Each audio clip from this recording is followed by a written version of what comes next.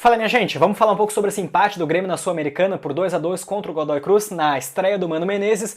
E assim, até acho que foi um placar, quem sabe, dentro do que era previsto pelo Grêmio, não exatamente 2-2, mas um empate, quem sabe, afinal de contas, o Godoy Cruz é o adversário mais difícil que o Grêmio tem nesse grupo, assim como o próprio Grêmio ganhou dos outros dois adversários desse grupo D, e na classificação geral, então, o Grêmio ainda está em segundo colocado, mesma quantidade de pontos, é verdade, ambos com 7, mas a gente sabe que na Sul-Americana, para você garantir a sua vaga, você tem que ficar em primeiro. Então o Grêmio tem que fazer o seu dever aí nos próximos jogos, afinal de contas é um papelão o Grêmio não se classificar para as oitavas de final da Sul-Americana.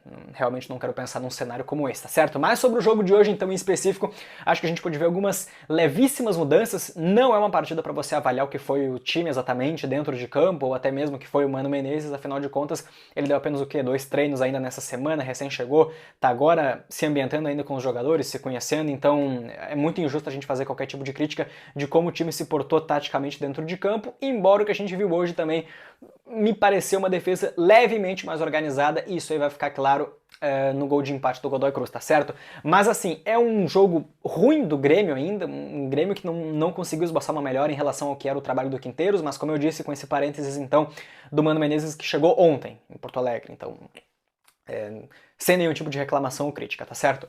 O Grêmio então ainda consegue algumas oportunidades no primeiro tempo, teve aquela com o Kiki Oliveira ali que o goleiro fez um milagre, até uma oportunidade que não poderia ter sido perdida, mas assim, gostei muito também do Grêmio quando soube marcar alto, acho que marcou melhor do que marcava com o Quinteiros, uma pressão que foi eficiente em alguns momentos, foi assim que o Grêmio conseguiu abrir o placar em 1-0 ali, naquela roubada de bola onde o Bright White então pressiona e toca pro Edenilson conseguir fazer aquele gol.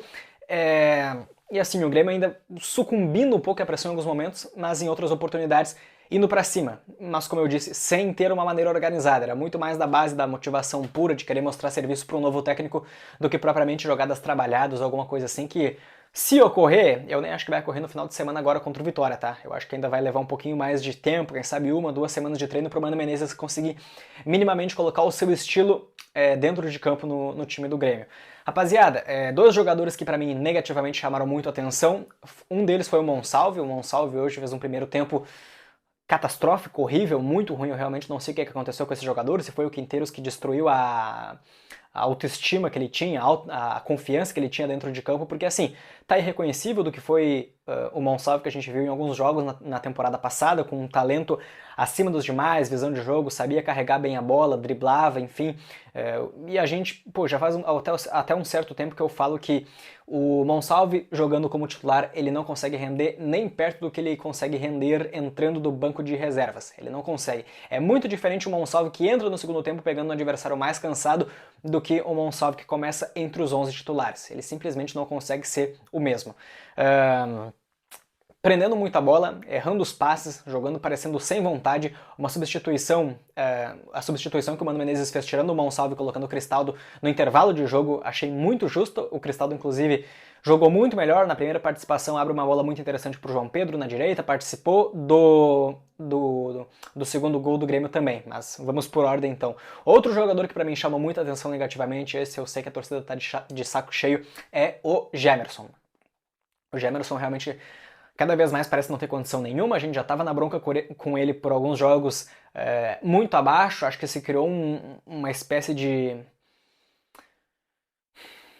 uma torcida quase que contra, assim, desde aquele jogo contra o Juventude, ele até sofreu a falta, é verdade, mas também perdeu a cabeça muito fácil para fazer aquela falta e ser expulso, prejudicando muito o Grêmio, tendo o Grêmio que passar nos pênaltis contra o Juventude, com o Volpe virando herói, com o Gustavo Martins fazendo um gol de bicicleta no último minuto, então também foi uma partida muito comprometedora aquela do Gemerson. E esses outros jogos também cometendo falhas e falhas na defesa, é inacreditável. E hoje, novamente, assim, e esse lance agora que eu vou mostrar pra vocês, que é o gol de empate do Godoy Cruz, como eu disse, o Grêmio se parecendo levemente mais organizado dentro de campo. Vocês vão olhar aí no print que, diferente do que era um Grêmio com Quinteiros com a zaga completamente apavorada, a gente nota o time do Grêmio povoando mais o campo de defesa, né? Eu coloquei até algumas linhas ali para vocês verem que o Grêmio estava mais ligado em fechar os espaços. O Grêmio estava pelo menos organizado nesse tipo de situação. A questão que fica é que, com o lançamento do jogador do Godoy Cruz, o Gemerson se atrapalha completamente ali pro pro jogador do Godoy Cruz, que agora me fugiu o nome, fazer aquele gol de cobertura no Volpi, que assim, eu até ia criticar o Volpi, e não que ele seja isento disso, mas o Volpi, eu acho que o Volpi estava contando muito com um afastamento de bola do Gemerson, que o Gemerson iria ganhar aquela dividida, mas não foi o que aconteceu, o Gemerson simplesmente caiu igual um frouxo.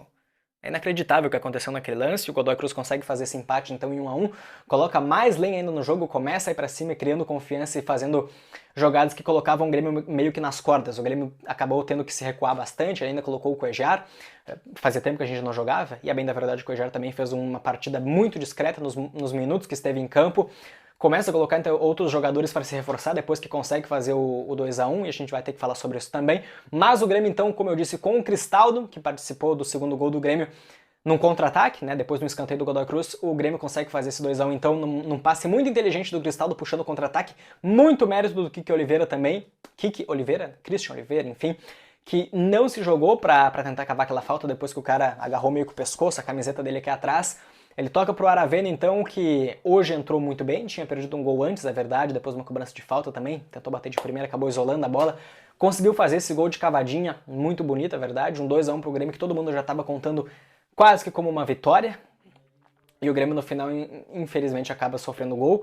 Como eu disse, o Mano Menezes coloca dois jovens, um deles o Igor Serrote, que, assim, é muito pouco tempo para falar alguma coisa em questão de minutagem hoje, mas pô, o jeito dele de sempre, aguerrido, dando carrinho, tentando sempre dar bote, até acho que deu um cruzamento interessante para a área, o goleiro acabou saindo bem, mas assim, um lance que me vem na cabeça é que ele pelo menos foi para cima, atuando defensivamente e também chegando no ataque. Agora, o outro jogador que o Mano Menezes botou, que é o Vieri, cara, porra, é foda criticar a guria da base e tal, mas assim, muito complicado também, não me parece um jogador nada seguro mesmo, já não é a primeira vez que eu vejo ele fazer algum lance que pode comprometer dentro dos jogos do Grêmio. Contra o Atlético Mineiro, naquele jogo que o Grêmio ganhou quase que inexplicavelmente, o Atlético Mineiro perdeu um caminhão de gols, um dos lances foi o Vieri errando também, uma jogada ali que resultou numa oportunidade claríssima para o Atlético Mineiro que o Volpi salvou. Eu não lembro até se não estava impedido aquele lance, mas me lembro, memorizei bem isso. E é um jogo que não é seguro. A gente viu no primeiro Grenal do ano também, ele, cara, muito atordoado assim. É verdade que daí não jogando de zagueiro, mas de lateral esquerdo, que não é bem a dele, porque o Grêmio naquele momento já não contava mais com o Mike, não tinha lateral esquerdo, o Lucas Esteves não tinha chegado, muito menos o Marlon. É um jogador muito inseguro ainda. E hoje ele dá aquela cabeçada também que conta com uma dose de azar, é verdade, não ter um jogador do Grêmio ali naquele lugar específico pra afastar depois da cabeçada dele, a bola acabou caindo direto pro Barea, né? Barrea, que acabou fazendo aquele gol do Godoy Cruz de primeira ali, pô, irmão, o Grêmio contou com muito azar, infelizmente, nesse lance. Eu falei de Lucas Esteves, de lateral esquerda, de Vieri, é impressionante também como o Marlon é muito superior ao Lucas Esteves. Infelizmente não pode jogar Sul-Americana, eu não sei se ele pode jogar a partir das fases de mata-mata, caso o Grêmio se classifique, e torço para se classificar, afinal de contas, como eu disse no início do vídeo, é o vexame se o Grêmio não se classificar nem para as oitavas da Sul-Americana, mas assim, é uma diferença gigantesca entre um e outro, Lucas Esteves e Marlon, pelo menos no que a gente viu na primeira partida do Marlon, que foi simplesmente um Grenal. Vamos ver agora como é que vai ser no próximo jogo contra a equipe do Vitória pelo Campeonato Brasileiro. E assim, é um Grêmio que, como eu disse, não se pode cobrar nada neste jogo em específico em questão de tática. Em questão de vontade, beleza, mas em questão de tática, cara, o Mano Menezes não teve tempo pra nada ainda, bem dizer. Então, qualquer crítica eu acho que ainda acaba sendo muito injusta, tá certo? Rapaziada, é basicamente isso que eu tinha pra falar com vocês. Se gostou do vídeo, então, deixa o like, se inscreve no canal. Tamo junto e até a próxima.